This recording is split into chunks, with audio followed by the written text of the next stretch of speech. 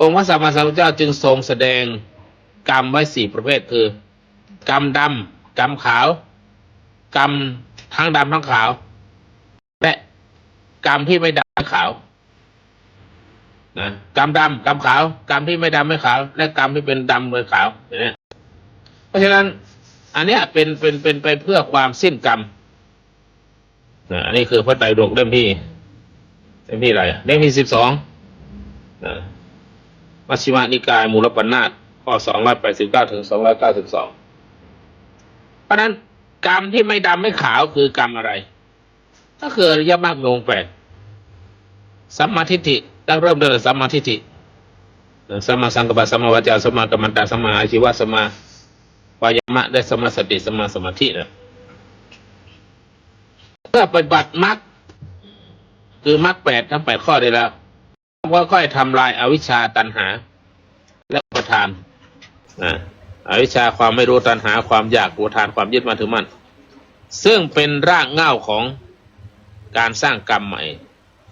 กรรมใหม่จะไม่เกิดขึ้นถ้าทำลาย3อย่าง3ตัวนี้นั่นแหละคือไปดูได้เล่มที่12ข้อ289คือเมื่ออวิชชาดับสังขารก็ดับวิญญาณก็ดับกระทั่งความเกิดความแก่ความตุยและกองทุกข์ทั้งปวงก็ดับนี่แหละคือหลักปฏิจจสมุปบาทที่พระพุทธองค์ได้ทรงแสดงไว้ในไตรปิฎกเล่มที่10สังยุตตนิกายข้อที่1ก็ดังนั้นท่านทั้งหลายผู้ปฏิบัติธรรมหรือผู้เข้ากระแสแห่งธรรมหรือผู้เป็นไปสู่อริยะทั้งหลายไม่ใช่เพียงทำดีเพื่อหวังผลดีแต่ท่านทำดีเพื่อให้จิตสะอาดและใช้ปัญญาเห็นว่ารูปเวทนาสังขารวิญญาณไม่ใช่ตัวตนไม่ยึดมั่นถือมั่นกรรมใหม่ก็ไม่เกิดกรรมเก่าก็ค่อยๆสิ้นกำลังไปเหมือนไฟที่มันหมดเชื้อฟืนมันหมดแล้วนะนั่นแหละย่อมจะค่อยมอดไปด้วยตัวมันเองอันนี้ไปดูพระไตรปิฎกเล่มที่ข้อ1เล่ม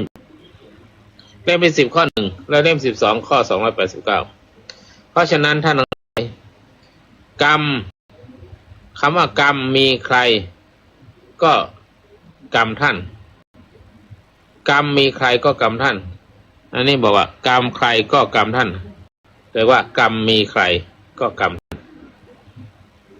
จึงไม่ใช่คำพูดที่ให้ยอมจำนนต่อโชคชะตาหรือต่อชะตาของชีวิตไม่ให้จำนนแต่เป็นคำเตือนให้รับผิดชอบต่อการกระทำของตนและใช้ชีวิตด้วยสติและปัญญาจนกว่าจะพ้นกรรมทั้งปวงด้วยอริยมรรคนี่ไตรปิฎกเล่มที่14ข้อ57หรืออีกที่หนึ่งเล่มที่12ข้อ289สรุปในนี้ก็คือสรุปท่านเชิญผลไปแล้วเราเนี่ยเป็นเจ้าของกรรมเราเป็นเจ้าของกรรมจึงต้องสร้างกรรมดีแต่เมื่อมันเกื้อกูลแล้วต้องเจริญอริยมรรค8ให้เกิดปัญญาไปด้วยให้เห็นไตรลักษณ์ไปตลอดและอวิชชาและตัณหาให้ดับลงไปจึงจะพ้นจากกรรมพ้นจากความทุกข์และนั่นแหละคือหนทางสู่ความหลุดพ้นดังนั้นกรรมใครก็กรรมท่านแม้ท่านจะทำก็ตามแต่ยังไม่พอจะทำกรรมดีเพียงใดก็ตามก็อยู่ในวัฏสงสารนี้ตราบใดที่ยังไม่เข้าไปถึงปฏิบัติอริยมรรคมีองค์8แล้วก็เห็นพระไตรลักษณ์อย่างแจ่มแจ้งละอวิชชาละตัณหาเมื่อนั่นแหละจึงจะพ้นจากกรรมทั้งหลายปวงสาธุนิมนต์นะองค์พระสัมมาสัมพุทธเจ้าจึงทรงแสดงกรรมไว้4ประเภทคือกรรมดำกรรมขาว กรรมทั้งดำทั้งขาวและกรรมที่ไม่ดำไม่ขาวนะกรรมดำกรรมขาวกรรมที่ไม่ดำไม่ขาวและกรรมที่เป็นดำเป็นขาวเนี่ยฉะนั้นอันเนี้ยเป็นไปเพื่อความสิ้นกรรมอันนี้คือพระไตรปิฎกเล่มที่12มัชฌิมานิกายมูลปัณณาสข้อ289ถึง292เพราะนั้นกรรมที่ไม่ดำไม่ขาวคือกรรมอะไรก็คืออริยมรรคมีองค์8สัมมาทิฏฐิตั้งเริ่มด้วยสัมมาทิฏฐิสัมมาสังกัปปะสัมมาวาจาสัมมากัมมันตะสัมมาอาชีวะสัมมาวายามะได้สัมมาสติสัมมาสมาธิแล้วเมื่อปฏิบัติมรรคคือมรรค8ทั้ง8ข้อได้แล้วย่อมค่อยๆทำลายอวิชชาตัณหาและอุปทานอวิชชาความไม่รู้ตัณหาความอยากอุปทานความยึดมั่นถือมั่นซึ่งเป็นรากเหง้าของการสร้างกรรมใหม่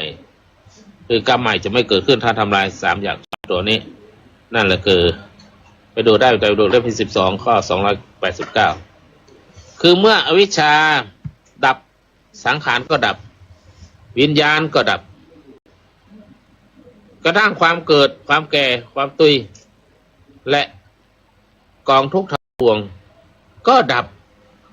นี่แหละคือหลักปฏิจจสมุปบาทฝ่ายดับที่พระพุทธองค์ได้ทรงแสดงไว้ในไตรปิฎกเล่มที่10สังยุตตนิกายข้อที่1ก็ดังนั้นท่านทั้งหลายผู้ปฏิบัติธรรมหรือผู้เข้ากระแสแห่งธรรมหรือผู้เป็น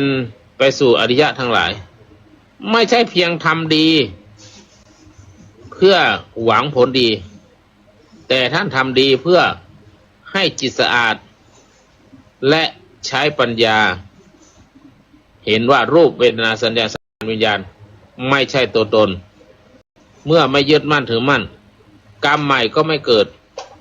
กรรมเก่าก็ค่อยๆสิ้นกำลังไปเหมือนไฟที่มันหมดเชื้อฟืนมันหมดแล้วนะย่อมจะค่อยมอดไปด้วยตัวของมันเองอันนี้ดูไตรปิฎกเล่มที่ข้อ1เล่มที่10ข้อ1และเล่ม12ข้อ289เพราะฉะนั้นท่านทั้งหลายกรรมคำว่ากรรมมีใครก็กรรมท่านกรรมมีใครก็กรรมอันนี้บอกว่ากรรมใครก็กรรมท่านแต่ว่ากรรมมีใครก็กรรมท่านจึงไม่ใช่คำพูดที่ให้ยอมจำนนต่อโชคชะตาหรือต่อชะตาของชีวิตไม่ให้จำนนแต่เป็นคำเตือนให้รับผิดชอบต่อการกระทำของตนและใช้ชีวิตด้วยสติและปัญญาจนกว่าจะพ้นกรรมทั้งปวงด้วยอริยมรรค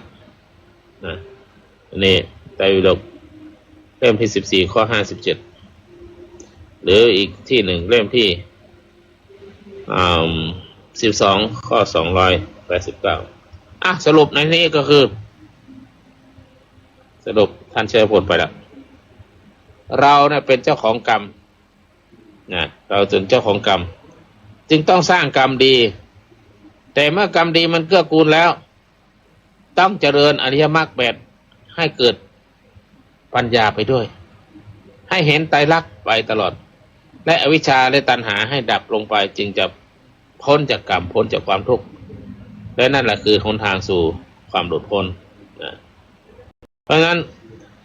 กรรมใครก็กรรมท่านแม้ท่านจะทำกรรมดีก็ตามแต่ยังไม่พอจะทำกรรมดีเพียงใดก็ตามก็อยู่ในวัฏสงสารนี้ตราบใดที่ยังไม่เข้าไปถึงการปฏิบัติอริยมรรคมีองค์8แล้วก็เห็นพระไตรลักษณ์อย่างแจ่มแจ้งละอวิชชาละตัณหาเมื่อนั่นแหละจึงจะพ้นจากกรรมทั้งหลายทั้งปวงสาธุนิมนต์นะสาธุครับองค์พระ